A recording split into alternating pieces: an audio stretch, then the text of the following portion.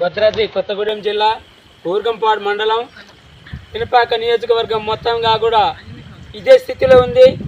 ఈ తుఫాను వల్ల రైతులందరిగా కూడా ఈ వరి ధాన్యం అనేది కోసి దగ్గర పెట్టుకున్నాం.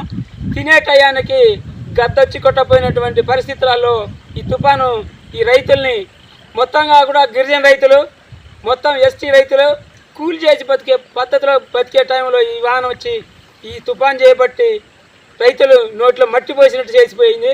దీని గవర్నమెంట్ గారు కొద్దిగా ఆలోచించి ఈ గిరిజన రైతులని ఆదుకోవాలని వేడుకుంటున్నాం.